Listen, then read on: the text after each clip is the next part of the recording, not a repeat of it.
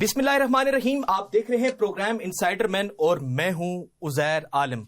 गुज़िश्ता चंद रोज से दो बड़े बहरान जो हैं पूरी दुनिया ने देखे और आलमी तवज्जो जो है उन्होंने अपनी तरफ मबजूल करवाई है। एक वेनेज़ुएला समेत मुख्तलिफ खितों में जो जल्जिला आया है उसने तबाही मचा दी है। तबाह कुन जल्जिला इसको कहा जा रहा है। आज के प्रोग्राम में इस पर भी बात करेंगे। और दूसरी तरफ आबनाए हुर्मज़ में जो जहाज गुजर रहे हैं उन पर ड्रोन फायर किए जा रहे हैं। अमेरिका इल्ज़ाम लगा रहा है ईरान पर, ईरान इल्ज़ाम लगा रहा है अमेरिका पर और ये दोनों इल्ज़ामात मुस्तरद करते नजर आ रहे हैं। 30 जून को दोहा के अंदर इनके मुज़ाकराती अमल जो था वो कंटिन्यू होना था, लेकिन ईरान की जानिब से जो इस्माइल बकाई हैं उनका कहना था दफ्तर खारजा की जानिब से कि हम सिर्फ वहां पर जो कतरी वजीर आजम है उनसे मुलाकात के लिए जा रहे हैं और वहां पर जो MOUs हमारे साइन होने हैं उस पर बातचीत होगी। हमारा इसके साथ, अमेरिका के साथ यहां कोई ताल्लुक नहीं है। ये इस्माइल बकाई ने बज़ाब्ता उन्होंने अपनी प्रेस कॉन्फ्रेंस की और उसमें उन्होंने बताया। और दूसरी तरफ पाकिस्तान में सिंतास मुआहदे पर बैनुल अक़वामी सेमिनार जो है वो इनेकाद किया गया, उस पर भी बात करेंगे। प्रोग्राम में हमारे साथ मौजूद हैं सत्तार खान साहब, सीनियर तजियाकार हैं। सर, आपके टाइम का बहुत शुक्रिया। और उसके साथ ही हमें ज्वाइन करेंगे हसन फारूक मशवानी साहब, माहिर बैनुल अक़वामी अमूर हैं। सर, आपको भी शो में वेलकम करते हैं, आपका भी बहुत शुक्रिया। खान साहब, मुझे यह बताइएगा कि एक तरफ अमेरिका ये इल्ज़ाम लगाता है कि जो जहाज गुजर रहे हैं उस पर जो ड्रोन हमले किए जा रहे हैं वो ईरान की तरफ से किए जा रहे हैं, जबकि ईरान की जानिब से ये इल्ज़ामात लगाए जा रहे हैं कि हम नहीं कर रहे बल्कि ये अमेरिका खिलाफ वर्जी कर रहा है। इनके इससे पहले स्विट्जरलैंड में मुज़ाकरात हुए, तो अभी ये इस नहज पर क्यों पहुंची है? यार, अमेरिका में भी एक हुकूमत है कि नहीं है? होगी अमेरिका में हुकूमत। डोनाल्ड ट्रंप प्रेसिडेंट है तो अमेरिका में भी हुकूमत होगी। एक हुकूमत है ईरान में। अब दोनों हुकूमतें जो है ना मुख्तलिफ, दोनों में बड़ा मुख्तलिफ अंदाज की हुकूमतें हैं। बहुत हद तक लोगों को अमेरिका के तर्ज हुकूमत का पता है, उनको अंदाज़ा है कि वहाँ पर क्या होता है, कांग्रेस क्या है, हाउस ऑफ रिप्रेजेंटेटिव क्या है, प्रेसिडेंट क्या है, वाइस प्रेसिडेंट क्या है, वाइट हाउस क्या है। फिर वो हायरार्की की पूरी एक चेन है कि अगर खुदा ना खास्ता सदर साहब नहीं रहते तो फिर कौन आएगा, वो नहीं रहता तो फिर कौन आएगा, वो लंबी चौड़ी है। ईरान का मसला ये है कि ईरान में 3 तरह के हुकूमत करने के जो अज्जाए तरकीबी हैं ना, रेसिपी, वो 3 तरह की हैं। एक है वो क्लर्जी जिसे कह लें, क्लरिक्स कह लें, जैसे सुप्रीम लीडर नहीं है, he is the soul power. मतलब ग्रेविटी आप अंदाजा करें कि everything is revolving around the supreme leader of Iran. उसके अलावा 2 और हैं। एक इलेक्टेड गवर्नमेंट है जिसमें आपकी तरफ भी जो मुज़ाकरात हुए थे तो आ रहे थे। अब्बास अरागची साहब है, क्या नाम है? अब्बास अरागची, हाँ, वज़ीर खारजा। अब ये भी हैं, सदर भी पाकिस्तान आए थे। ये उनके इलेक्टेड गवर्नमेंट है। एक और है जो पासदाराना इंकलाब है। इस वक्त जो होल्ड है ना हुकूमत पे, वो पासदाराना इंकलाब का है। और पासदाराना इंकलाब को इस स्टेज पर लाने वाले जो पहले सुप्रीम लीडर थे ईरान के, आयतुल्लाह खामेनी, वो अपनी शहादत से पहले एक ऑर्डर इशू कर गए थे। सुप्रीम लीडर ऑर्डर इशू करता है और कुछ नहीं कर सकता। वो कर गए थे पासदाराना इंकलाब, यानी कि फौज, 2 फौजें हैं ना, एक तो बाकायदा ईरान की फॉर्मल जैसे पाकिस्तान की भी है, इंडिया की भी है, चीन की भी है, बाकी ममालिक की भी है। इसी तरह वहाँ एक पासदाराना इंकलाब भी है। पासदाराना इंकलाब को कोई सरकारी बजट की मेरे ख्याल परवाह नहीं होती, सरकारी फौज को होती है ईरान के। तो वो जो ऑर्डर दे गए थे आयतुल्लाह खामेनी साहब, उस ऑर्डर की वजह से ये एक गोली चलानी है, एक छर्रा चलाना है, एक चिच्चड़ चलाना है, एक हवाई जहाज चलाना है, या हवाई चलानी है जो हमारे यहाँ पे नहीं होता, शबरात में हवाई चल रही होती। ये सारे का सारा जो है ना वो ऑर्डर चलता है पासदाराना, आप उसको कह रहे हैं इस्लामिक रेवोल्यूशनरी गार्ड कोर, वो उनका है। अब वो सुप्रीम लीडर जो थे ना, वो आप खिताब भी करते थे कौम से, स्टेटमेंट भी जारी करते थे, ऑर्डर भी जारी करते थे। उनके बाद जो सुप्रीम लीडर बने हैं वो उन्हीं के साहबजादे हैं, मुश्तबा। مجتبیٰ ایز سچ ابھی تک میں اس کو بار بار کہہ رہا ہوں کہ یہ ایران کا پہلا سپریم لیڈر ہے جو انویزیبل ہے، جو باقاعدہ پبلک کے سامنے آ کے ایڈریس کرنا یا آرڈر دینا یا اسٹیٹمنٹ جاری کرنا، ایسے لگتا کہیں چھپایا ہوا ہے اس کو. اس کی بھی کوئی وجوہات ہوں گی کہ بھئی حملہ ہوا تھا تو مجتبیٰ بچ گئے تھے. مجتبیٰ کا ابھی تک کوئی آرڈر نہیں آیا، کیونکہ اپنے والد صاحب کا جو ان سے پہلے سپریم لیڈر تھے ان کے اسٹیٹمنٹ کو، ان کے آرڈر کو نلیفائی کون کر سکتا ہے ان کے بعد جو سپریم لیڈر بنے گا، کہ جو پچھلا آرڈر تھا وہ ختم، اب ایک نئے سے.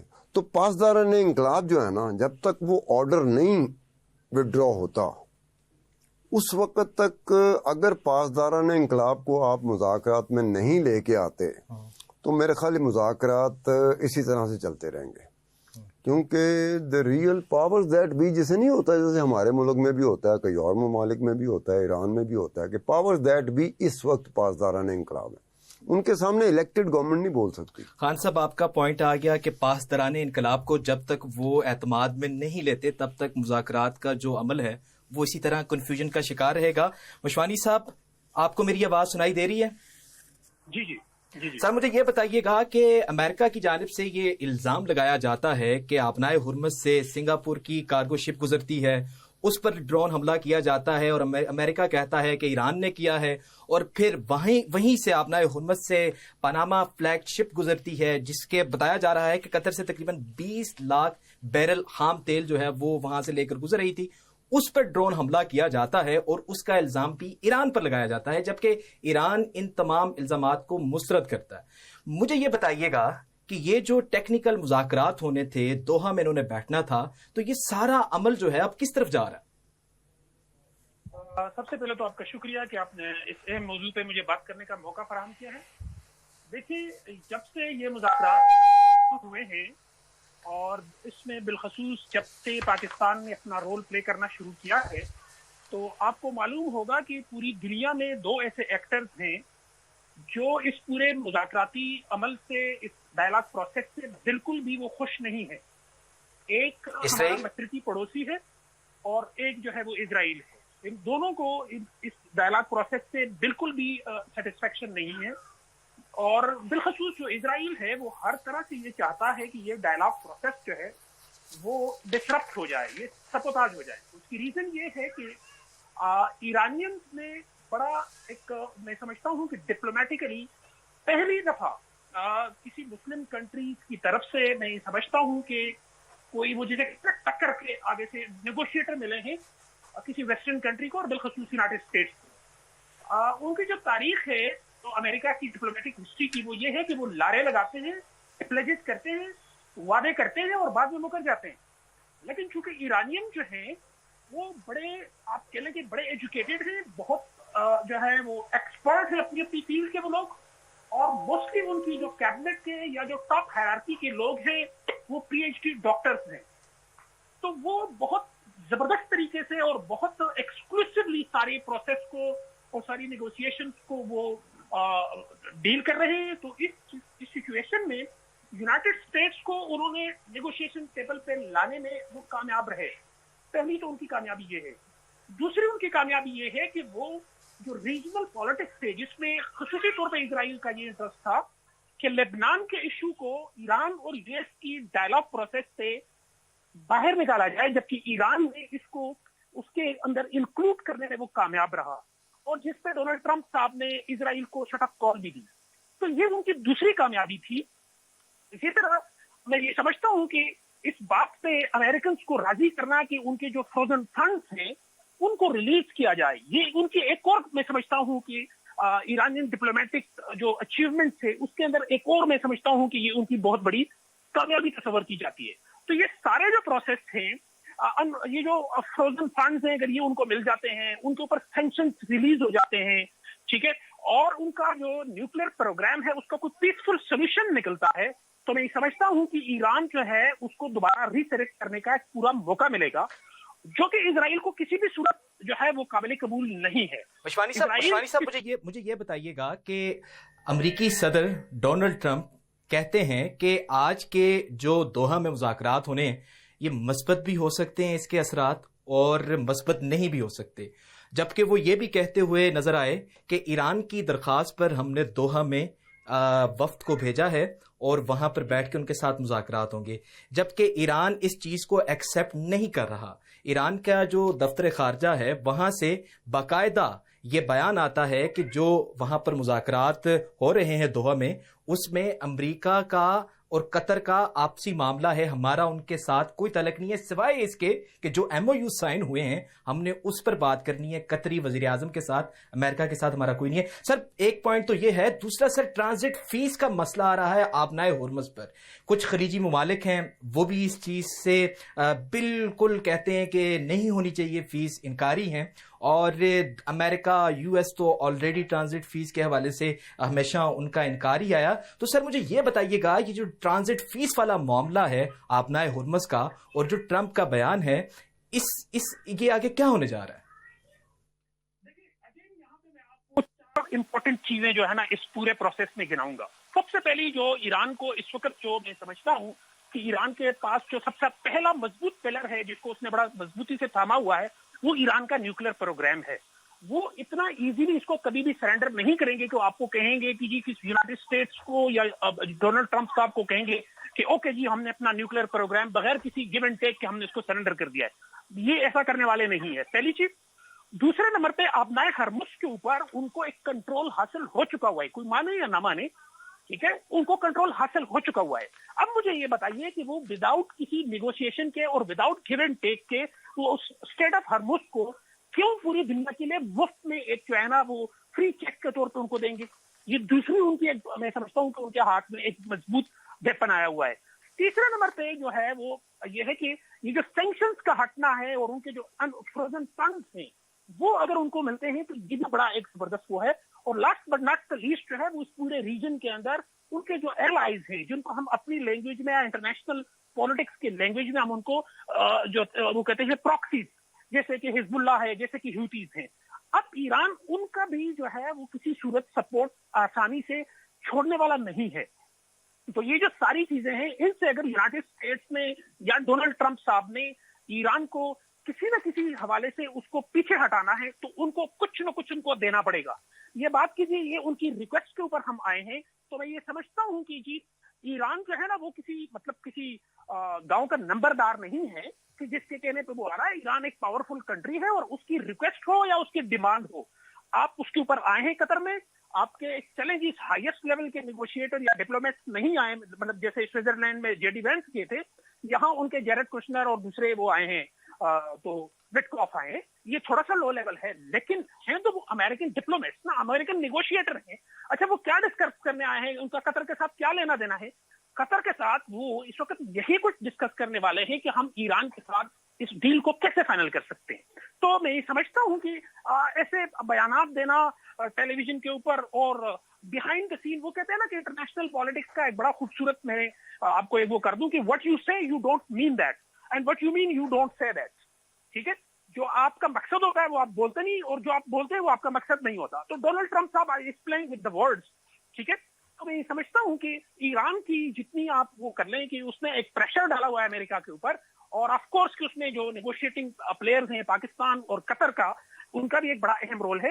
لیکن یہاں میں یہ سمجھتا ہوں کہ جو قطر کو اس قسم کی جو ڈپلومیٹک انگیجمنٹ ہے اس کا ایکسپیرینس بھی فرسٹ ٹائم ہو رہا ہے۔ یہ دیکھیں یہ کوئی طالبان نہیں ہے جو ایران سے جو جا رہے ہیں کہ جن کا کوئی نالج نہیں ہے، جن کی کوئی انڈرسٹینڈنگ نہیں ہے، ان کی کوئی ڈپلومیٹک جو ہے نا ان کی لرننگ نہیں ہے، ایسا نہیں ہے۔ They are the very professional people اور وہ بڑے ٹف ہیں آن ڈائلاگ۔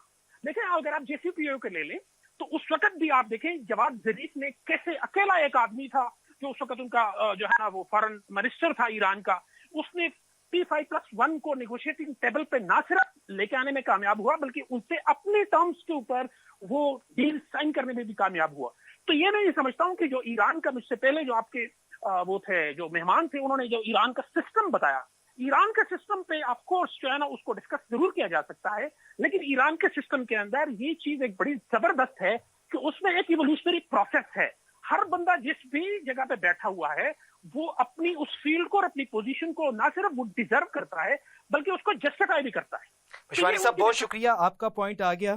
بہت شکریہ ہان صاحب. مجھے یہ بتائیے گا جو موجودہ مذاکرات کا سلسلہ چل رہا ہے یہ کسی مستقل جنگ بندی کی طرف جائے گا, کسی مستقل معاہدے کی طرف جائے گا, یا یہ اسی طرح 60 روزہ روڈ میپ طے کریں گے, اس کے بعد پھر سے یہ بیٹھیں گے اور پھر ان کے آبنائے ہرمز کے معاملے پر کوئی مسئلہ آ جائے گا, کوئی جہاز گزرے گا, پھر سے فائر کریں گے؟ کیا لگتا ہے آپ کو, مستقل معاہدے کی طرف جا رہے ہیں یا یہ صرف عارضی طور پر کر رہے ہیں؟ عزیر, میرا تمہارا پھڈا پڑا ہوا, ہم پھر مذاکرات پہ بیٹھ جاتے ہیں. طے نہیں ہوا کہ میں جیتا ہوں کہ تو جیتا, طے نہیں ہوا. جیسے کہتے ہیں نا باقاعدہ تسلی کے ساتھ پوری ایمانداری کے ساتھ طے نہیں ہوا کہ کون جیتا. اپنے اپنے حوالے سے کہہ سکتے ہیں کہ جی وہ جیتا کیونکہ وہ بڑا کمزور تھا, اکیلا تھا, امریکہ بہت طاقتور ہے, ساتھ آدھی سے زیادہ دنیا اس کے ساتھ ہے, تو چلو اس لحاظ سے کہہ سکتے ہیں کہ وہ جیتا. لیکن ایکچولی اس میدان میں ابھی تک پریکٹیکل پرپزز کے لیے, ٹیکنیکل ریزن کے لیے آپ پورے کانفیڈنس کے ساتھ نہیں کہہ سکتے کہ یہ جیت چکا ہے. جنگ کا ایک پرابلم ہوتا ہے, جنگ میں یہ جیت ہار جو ہے نا, اس نے آپ کو اٹھانا ہوتا ہے اور اس نے گرانا ہوتا ہے. اب وہ جیت ہار اٹھانا اور گرانا وہ بھی آپ کے سامنے ہے. پھر آپ نے لینا کیا اور دینا کیا ہے. ایسا کبھی نہیں ہوتا کہ صرف آپ لے رہے ہیں یا صرف آپ دے رہے ہیں. دیں گے بھی اور لیں گے بھی, اور اگر لیں گے تو کچھ دینا پڑے گا.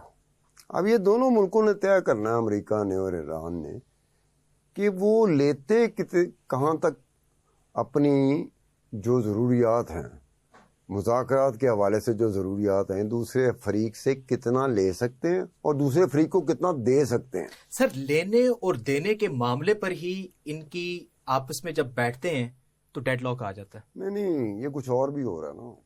دونوں کی ہارڈ کانسٹیچوئنسیز ہیں. امریکہ میں ڈونلڈ ٹرمپ کی ہے, ریپبلکنز کی ہے. ایران میں آپ کیا سمجھتے ہیں کہ ایرانی حکومت بڑی کمفرٹیبل پوزیشن پہ ہے؟ ایسا نہیں ہے. ایران میں ایرانی لوگوں نے, اگر ایرانی حکومت کا کسی نے ساتھ دیا اس جنگ میں تو وہ ایرانی لوگ تھے.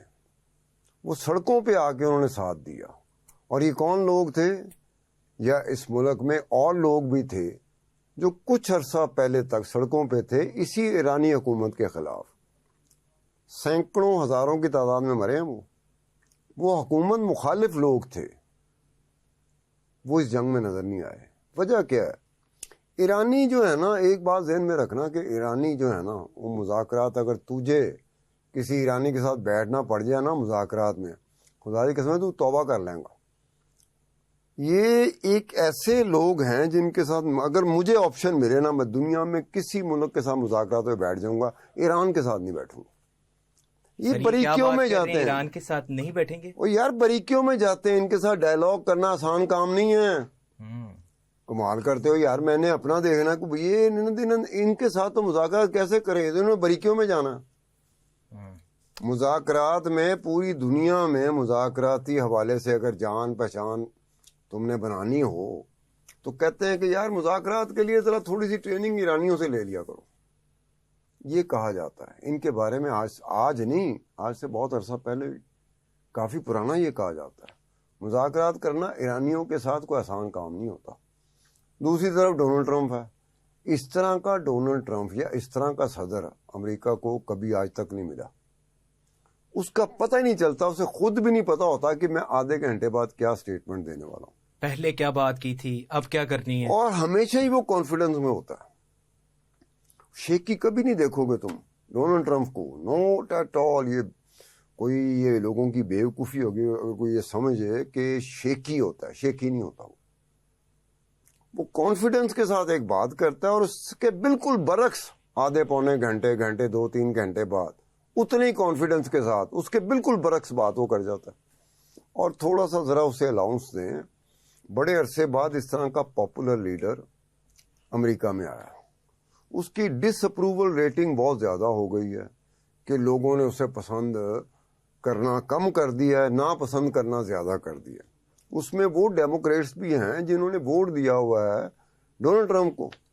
وہ بھی اس بات پہ نالاں ہے کہ اس نے جنگ وہ شروع کیا جس کی کہیں سے اپروول ہی نہیں آئی. یا تو کانگریس اپروول دیتی ہے یا پبلک اپروول دیتی ہے. نہ پبلک کی اپروول ہے اس کو ڈس اپروول کہتے ہیں. بالکل, یہ جو جنگ کے معاملات میں جو بھی تھا, نہ پبلک کی اپروول ملی ہے ڈونلڈ ٹرمپ کو اور نہ ہی کانگریس کی ملی ہے. سر, ہمارے پروگرام میں ایک وقت ہوا ہے چھوٹی سی بریک کا. بریک سے پہلے حسن فاروق مشوانی صاحب, آپ کا بہت شکریہ, پروگرام میں آپ نے ہمیں جوائن کیا. ہم چھوٹی سی بریک کرتے ہیں اور بریک کے بعد آپ سے دوبارہ ملاقات ہوتی ہے. Welcome back to the programme.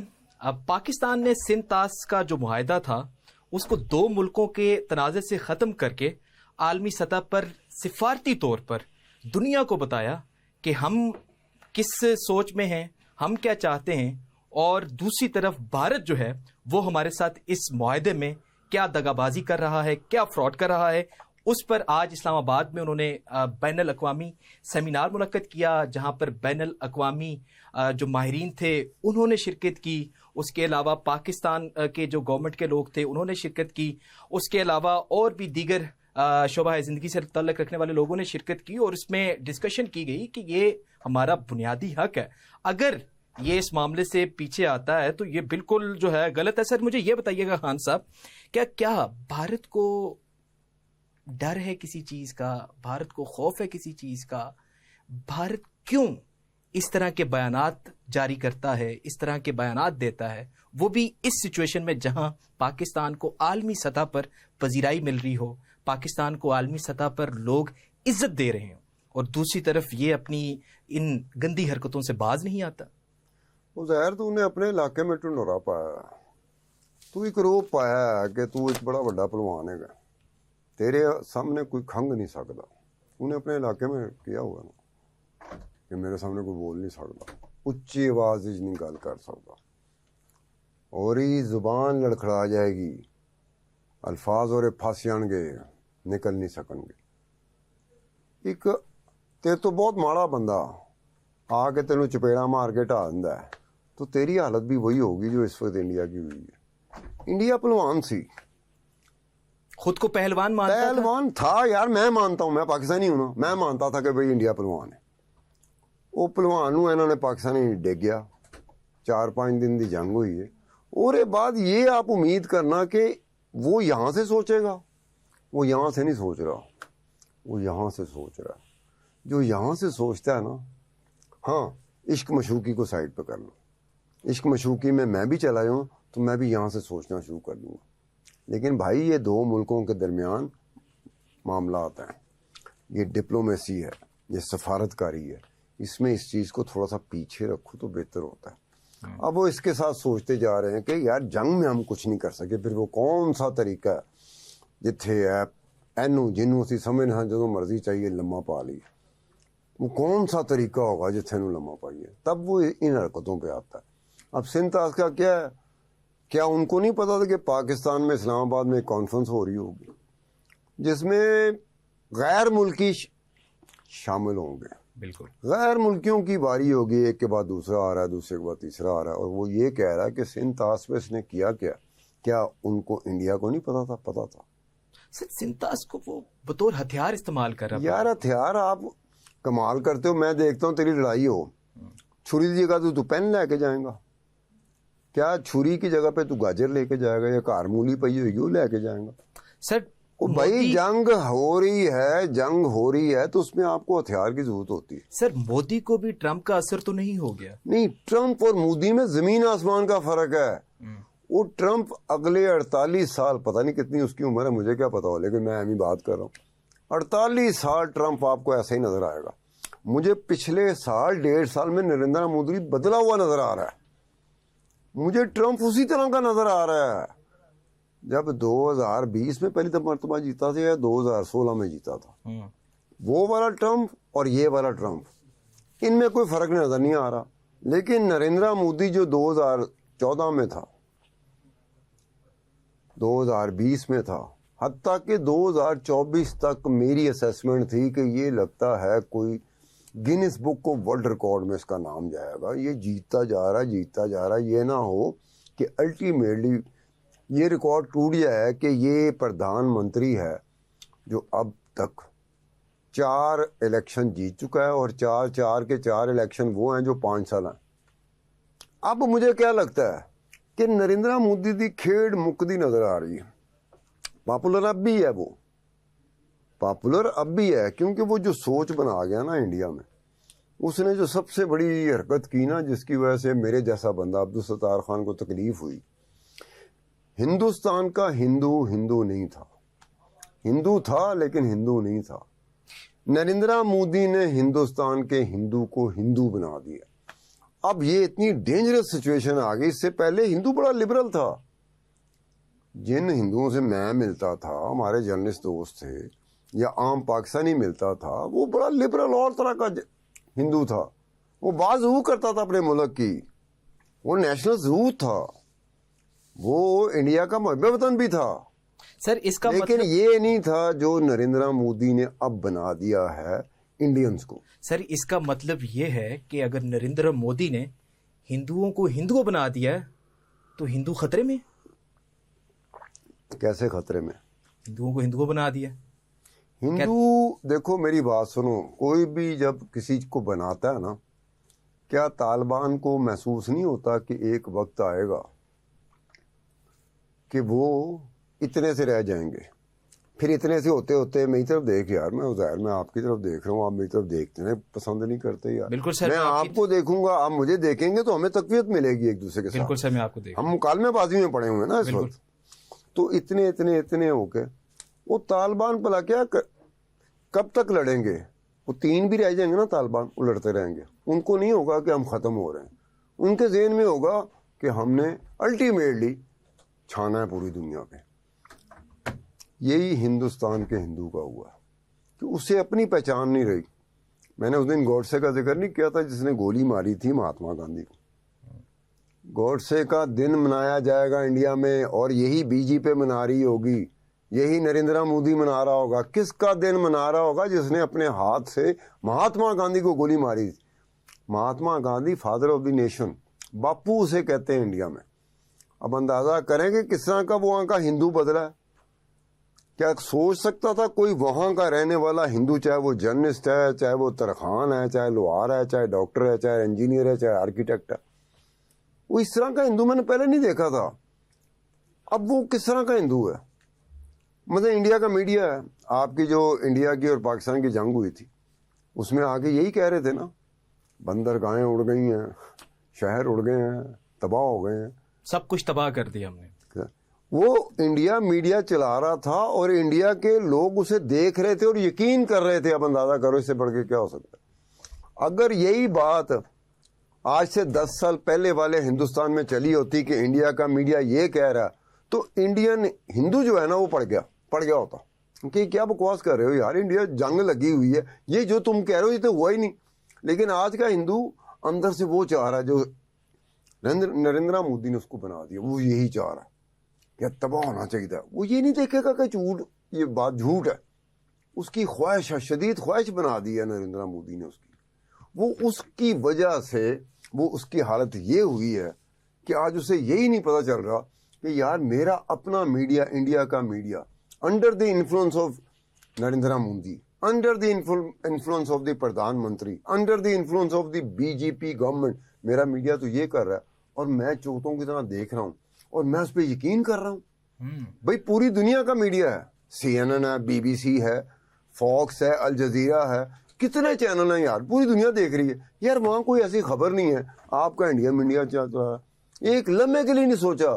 میں کوئی چیز دیکھتا ہوں، ایک دم سے دیکھتا ہوں BBC نے کچھ کہا اس پہ کہ نہیں کہا، اپنا CNN نے کہا کہ نہیں کہا، الجزیرہ نے کہا کہ نہیں کہا، فاکس نے کہا کہ نہیں کہا، فلانے چینل نے کہا کہ نہیں کہا. میں ایک دم سے وہ کو جاؤں گا. اس انٹرنیشنل لیول کی اگر بات ہوگی، اس نے دیکھنا تک گوارا نہیں کیا. تو یہ کیا کہ نریندر مودی وہ بنا چکا ہے. اب یہ سندھ ٹاسک کا میں وہی پہلے کہہ رہا ہوں، میں نہیں مانتا اس چیز کو کہ جی انڈین کو پتہ ہی نہ ہو کہ پاکستان میں اسلام آباد میں کانفرنس ہو رہی ہے، دنیا بھر سے لوگ آئے ہوئے ہیں اور وہ سندھ ٹاسک پہ بات کر رہے ہیں کہ یار انڈیا کیا کر رہا ہے. اس کو سب پتا تھا. لیکن گل لے گی جو مت واجب ہے نا. اب یہ چاہے مجھے عباسی نہ دیتا، میری اپنی مت وج گئی سی. میں پتہ نہیں تم سے کیا بات کر رہا ہوں. سر مجھے یہ بتائیں، ایک طرف تو آپ نے انڈین میڈیا کی بات کی کہ وہ جھوٹ دکھاتے ہیں، جھوٹی خبریں. مئی 2025 میں جب آپریشن سندور انہوں نے اس کا آغاز کیا، ہم نے تب بھی ان کی جھوٹی خبریں دیکھی. تو یہ معافی بھی نہیں مانگتے بعد میں، اور یہ بعد میں وہی بات ہوگی کہ میری بات سنو، یہ ہمارے ہاں فاؤنٹین ہاؤس ہے، پاگل خانہ ہے، جا کے مریضوں سے ملو، وہ معافی مانگیں گے؟ یعنی کہ وہ پاگل ہیں. یار یہ فاؤنٹین ہاؤس اور پاگل خانہ مینٹل ہاسپٹل یہ اور طرح کے پاگل ہیں. ایک کیفیت آ جاتی، میں کیفیت کا تمہیں ذکر کرتا ہوں. ایک وہ بندہ جس کی سوجھ بوجھ ابھی اس طرح سے متاثر نہیں ہوئی جس طرح کسی پاگل کی یا فاؤنٹین ہاؤس والے پیشنٹ کی ہوتی، لیکن وہ کیفیت میں چلا جاتا ہے. جب وہ کیفیت میں جاتا ہے تو وہ وہی حرکتیں کر رہا ہوتا ہے کہ میرے جیسا بندہ کہتا ہے یار فاؤنٹین ہاؤس میں 4-5 پیشنٹ تھے، وہ بھی یہی کر رہے تھے، لیکن ان کی تو یہ فارغ ہو چکا ہے، ان کا تو یہ فارغ نہیں ہوا، یہ کیفیت میں چلے جاتے ہیں.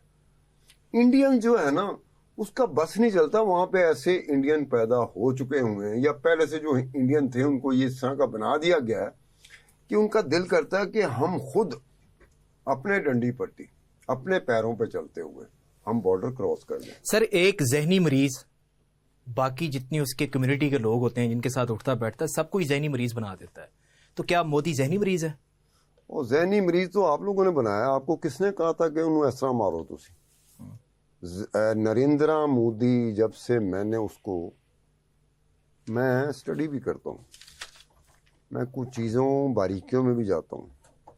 نریندرا مودی یہ مئی 2025 میں جنگ ہوئی تھی نا، بالکل اس سے پہلے تک 1 مہینہ پہلے، ہفتہ 2 ہفتے 10 دن پہلے تک میں یہی لوگوں کے ساتھ بات کرتا تھا کہ نریندرا مودی نے ایک ایسی لمبی اننگ کھیلنی ہے جو پتہ نہیں اگلے 10 سال تک چلے، 15 سال تک چلے، 20 سال تک چلے. جب وہ جنگ ختم ہو گئی تو میں کہا جی میں اپنا اسٹیٹمنٹ وڈرا کر رہا. کوئی پتہ نہیں نریندرا مودی کا سال بعد کی حالت ہو گئی، 2 سال بعد کی حالت ہو گئی. آنے والے وقت میں جو 2029 میں الیکشن ہونا ہے ان کا 29 میں، تو 2029 کا میں اب کچھ نہیں کہہ سکتا. 2024 میں پورے کانفیڈنس سے کہہ سکتا تھا کہ بی جے پی 2029 کا الیکشن بھی جیتے گی، لینڈ سلائڈ وکٹری ہوگی. اب میں کیوں نہیں کہتا؟ وہ یہ حرکتیں اس وقت نہیں تھیں. اس کے بعد جو میں نے حالت دیکھی نا ان کی، نریندر مودی خود انڈینز نے کہا کہ یار یہ وہ نریندر مودی نہیں لگ رہا. دیکھیں نا میں وہ ایک چیز کرتا ہوں، میری چیزیں ٹی وی پہ چلتی ہیں، لوگ مجھے دیکھتے ہیں ستار خان کا یہ سٹائل ہے، میرا سٹائل بدلا ہو، وہ کہیں گے یار ستار خان کو کیا ہوا. لوگ گیج کرنا شروع کر دیں گے. جیسے ہمارے ہاں مولانا فضل الرحمان نہیں رہے. مولانا فضل الرحمان 2018 تک کا تم نے دیکھا نہیں ہوا. ہم یہ کہتے تھے کہ یار یہ جو ٹیچر نہیں ہوتے پالیٹکس کو پڑھاتے ہیں، مولانا فضل الرحمان وہ لگتا تھا. لیکن 2018 کے بعد صدمات سہتے اب مولانا فضل الرحمان بالکل ایسا کوئی شک پڑتا ہے کہ یار مولانا فضل الرحمان کا بھی یہاں سے کوئی چیز ہی لگی. صدمات بھی ہوتے ہیں نا، آپ کی خواہشات کے عین مطابق نہیں چل رہے ہوتے. 2018 میں بھی آپ کا الیکشن کا مسئلہ تھا، 2024 کو بھی الیکشن کا مسئلہ تھا. 2018 کو آپ کا الیکشن کا مسئلہ اس لیے تھا کہ نواز شریف آ رہا تھا اور آپ اس وقت وہ بات کر رہے تھے جو نواز شریف کر رہا تھا. 2024 کے انتخابات کے بعد عمران خان آتا ہے، آپ وہی بات کر رہے جو عمران خان کہہ رہا. اب وہ دیکھتا ہے کہ یار یہ مولانا فضل الرحمان کو کیا ہوا. مولانا فضل الرحمان بھی کیا ہوا. مولانا فضل الرحمان پاکستان میں مولانا فضل الرحمان وہ نہیں ہے جس کو لوگ جانتے تھے 2018 سے پہلے. انڈین جرنلسٹوں کا فیورٹ جو بندہ پاکستان میں ہوتا تھا، جس کا انٹرویو پریفر کرتے تھے انڈین جرنلسٹ، وہ مولانا فضل الرحمان تھا. اب ان سے پوچھو، وہ کہتے یار کسی اور کو دیکھتے ہیں. کیوں؟ مولانا فضل الرحمان نہیں، کریڈیبلٹی نہیں. وہ یہاں سے جب چیزیں ہلے نا تو مولانا فضل الرحمان کو جیسے صدمات لگے ہیں ویسے ہی صدمات نریندر مودی کو لگے ہیں. اب ان دونوں بندوں کو میں تو نہیں سنبھال سکتا، تم اگر سنبھال سکتے. مولانا فضل الرحمان کو آپ نے نریندر مودی کے ساتھ کمپیئر یار ہمارے یہاں پر مولانا فضل الرحمان بھی تو بیچارہ کہیں نہ کہیں گھسا رہتا تھا، چاہے وہ پیپل پارٹی کی حکومت ہو چاہے نون لیگ کی حکومت ہو. وہ بیچارہ اپنی چھوٹی موٹی ہٹی لاندہ سی، ورنہ پی ٹی آئی والوں سے جا کے پوچھ لو، اور سوری مرشدی گروپ سے پوچھ لو. 2014 میں جو دھرنا ہوتا تھا، سب سے فیوریٹ نعرہ سلوگن وہ کیا تھا بتاؤ؟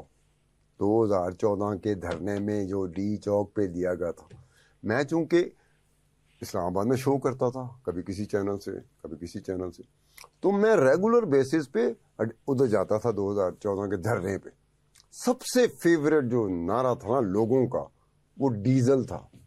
مولانا فضل الرحمان کو ڈیزل کہتے تھے، یہ مرشدی گروپ، یہ پی ٹی آئی ہے. تو عمران خان تقریر کر رہا ہوتا تھا کنٹینر پہ کھڑا ہو کے، लगा होता था नवाज शरीफ कैसी तैसी कर रहा था, जरदारी कैसी तैसी कर रहा था, पब्लिक की तरफ से डिमांड आती थी सर सिर्फ डीजल डीजल डीजल। तो इमरान खान क्या कहता था, मैं आऊंगा भैया, आऊंगा उसके पास उसकी तरफ भी आऊंगा।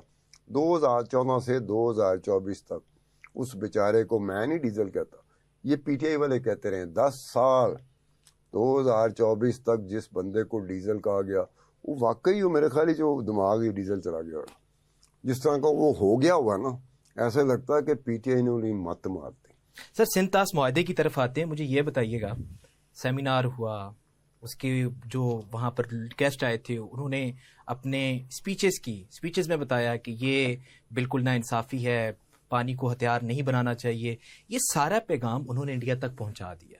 अब आपको क्या लगता है कि नरेंद्र मोदी इसके बाद क्या करेगा? हाँ, मैं नरेंद्र मोदी को, मुझे फोन तो करने दो नरेंद्र सर, आप मोदी को। जिस तरह नहीं, रात को करेगा 2018 की बात की। रात को 12-1 बजे के बाद नरेंद्र मोदी मुझे फोन करता है। सर मेरी बात भी करवाइए। नहीं, मैं तेरी बात क्यों कराऊं?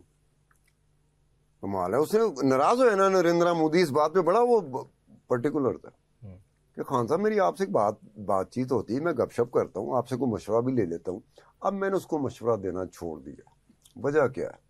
कोई एक चीज जो बैक फायर करेगी, और ये बात लीक होती है कि सतार खान ने एडवाइस किया था, तो मेरा भी स्टेचर, मेरा भी इमेज मुतासर होगा। नहीं सर, अभी आपने बात की ना कि 2-3 साल बाद इसका क्या होगा, इसका फ्यूचर क्या है? मुझे नहीं लगता अब कोई बीच में ड्रामेटिक डेवलपमेंट हो जाती है। देखो, एक होती है पाकिस्तान का इमेज, देख लो, ये अमेरिका ईरान मुज़ाकरात से पहले जरा पाकिस्तान का इमेज तो देखो। कपड़े उतार दिया करते थे जब मैं एयरपोर्ट पे जाता था, बूट उतार देते थे, जुराबें उतार देते थे, चेकिंग करनी है पाकिस्तानी। आपके भी कपड़े उतारे? अगर मैंने बता दिया दोबारा तूने पूछना, और कितनी दफा पूछेगा? ऐसा कर, जो बाकी शो होंगे ना 2-4 दिन होते रहेंगे, उसमें भी बार बार पूछता रहे, ताकि मैं बार बार बताता रहूंगा। ये तजलील होती थी पाकिस्तानी की, इंटरनेशनल में अफेयर्स की बात कर रहा हूं।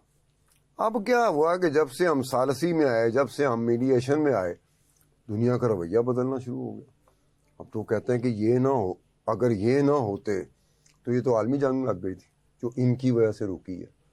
देखो ना, अब ये भी मैंने नहीं सोचा हुआ था कि पाकिस्तान का वो स्टेचर अचानक बन जाएगा कि जिसमें कहेंगे हुए मीडिएशन, सालसी। मैं खुद मुस्कुराता था कि यार ये शहबाज शरीफ कितना बड़ा पॉलिटिशियन हो सकता है, यार ये जनरल आसिम मुनीर, ये तो फौजी है, यार कितना बड़ा पॉलिटिशियन हो सकता है। मेरी मत मारती है, मैंने अपने आप को संभाला। मैं को ईरान जो किसी की तारीफ नहीं करता, ईरानी कौम वो कौम है, इससे दिलेर कौम इस वक्त दुनिया में किसी खित्ते में, किसी रीजन में, किसी जगह पे नहीं है, और इससे गैरतमंद कौम नहीं है। ये मर जाएंगे, तबाह हो जाएंगे, ईरान तबाह हो जाएगा, ये झुकाएगा नहीं, जो ये चीज़ होती, खड़ा रहेगा, आखिरी ईरानी भी खड़ा रहेगा। यार वो तो सलाम करते हैं इनको। अपने टीवी में ईरानी सरकारी मीडिया में एंथम, जो ईरानी गुलूकार, मैं उसका नाम भूल गया हूँ, वो 3 एंथम बने, 3 तराने बनाए उन्होंने। तीनों तराने उठा के देख लो कि आपको सलूट कौन कर रही है, आपका शुक्रिया कौन सी कौम कर रही है, जिसने अमेरिका को आगे लगाया हुआ है, इजराइल को आगे लगाया हुआ है, कल्ला खड़ा है, हर एक को आगे लगाया हुआ है। वो सलाम किसको कर रही है, शुक्रिया किसका अदा कर रही है? शहबाज शरीफ का, जनरल आसिम मुनीर का, आपका, मेरा, आपके और मेरे शहरों का, लाहौर का, इस्लामाबाद का। और उसका तीनों तराने निकाल के देख लो, जो ईरानी सरकारी मीडिया पे चलते रहे हैं यार, उसके बाद फिर पाकिस्तान में चले हैं कि क्राउड खड़ा हुआ है, उनके हाथ में झंडे किसके हैं? ईरान के तो होने थे, साथ पाकिस्तान के झंडे भी। और यार उर्दू में उन्होंने जो प्ले कार्ड नहीं होते, वो उर्दू में लिखे हुए हैं, ईरानियों ने उर्दू में। यार वो उन्होंने कहां से हमें उठाया, हम दुनिया में ऐसे हुए, इसका भी मुझे यकीन नहीं था। अब ये ट्रेजेडी होगी कि यहाँ इंडिया है जो यहाँ पर था, वो ऐसे ऐसे करके यहाँ पे गया, पाकिस्तान यहाँ पे था, वो ऐसे ऐसे करके ऊपर आया। सर तो इसमें तो कोई शक नहीं है, हालत तो आप लोगों ने बनाई, इसका हिसाब आपको देना पड़ेगा। ये जो इंडिया और इसकी सिंतास मुआहदा बातचीत हुई है, सारी उन्होंने पैगाम पहुंचा दिया इंडिया तक। इस बात में तो कोई शक नहीं है कि जो मुज़ाकरात हुए, जिसमें अमेरिका, पाकिस्तान ने सालसी का किरदार अदा किया, ईरान भी बैठा, قطر بھی بیٹھا. اس میں تو کوئی شک نہیں ہے کہ پاکستان کو جو عزت، جو وقار، جو مقام، جو مرتبہ، جو رتبہ ملا ہے، پوری دنیا نے دیکھا کہ ہر طرف نظریں جو تھی وہ پاکستان کی طرف تھی. سر ہم پروگرام میں آگے بڑھتے ہیں.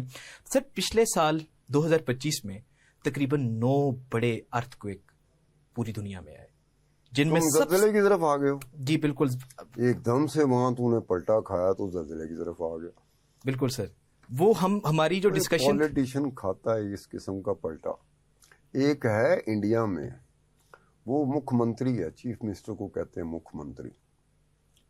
تو وہ ایک بڑے صوبے کا، وہاں پر صوبہ نہیں کہا جاتا، اسٹیٹ کہا جاتا ہے. اس کا نک نیم رکھا ہوا ہے میڈیا نے، پلٹو رام. اس کا پتہ نہیں چلتا، وہ ایسے پلٹتا ہے بھائی. یہ جو پچھلے الیکشن ہوئے نا 2024 میں، آخری دن تک نہیں پتا تھا کانگریس کے ساتھ ہے یا بی جے پی کے ساتھ ہے. صبح وہ کانگریس والوں کے ساتھ بیٹھا ہوتا، دوپہر کو وہ کسی اور جماعت کے ساتھ بیٹھا ہوتا، شام کو رات کو وہ بی جے پی والوں کے ساتھ بیٹھا ہوتا تھا. اب آپ نے بھی ایسے ہی پلٹا کھایا. کہاں ہم کس سر ہمارے پروگرام کا ٹائم مکمل ہو چکا تھا، اور پلٹا اس لیے کھایا تھا کیونکہ ہم نے سٹارٹ میں پروگرام میں یہ ڈسکس کیا تھا کہ ہم اس پر بات کریں گے. وہی میں نے کہا اینڈنگ پہ ہم اس کی ڈسکشن کر لیتے ہیں. تو پچھلے 2025 میں 9 بڑے ارتھ کویک آئے ہیں پوری دنیا میں. جو سب سے زیادہ جو تھا وہ بنگلہ دیش میں 5.4 میگنیچیوڈ بتایا جا رہا ہے. ڈھاکہ میں آیا، 10 اموات ہوئی ہیں. اس کے علاوہ جاپان میں، میانمار میں، فلپائن میں، افغانستان میں. اور فلپائن میں تو اپریل اور مئی دونوں مہینوں میں زلزلہ آیا. ایک جو اپریل میں آیا وہ 6.9 اس کا میگنیچیوڈ تھا، اور فلپائن میں مئی میں جو زلزلہ آیا اس کا 7.4. اور ابھی ریسنٹلی 26 جون کو جو وینزویلا میں آیا اور وہ 2 جھٹکے تھے. اس میں ایک اور چیز ہے جی سر، اس میں ایک اور چیز ہے کہ ڈیورنگ لاسٹ 24 آورس 197 ارتھ کوئک آئے ہیں. یہ صبح اذانیں نہیں ہوتی، میں نے اس وقت تک چیک کیا تھا. پچھلے 24 گھنٹوں میں اس دنیا میں 197 ارتھ کوئک ہوئے ہیں. اور اس میں ایک پاکستان جو ہے نا، پاکستان کو بھی دیکھنا پڑے گا نا.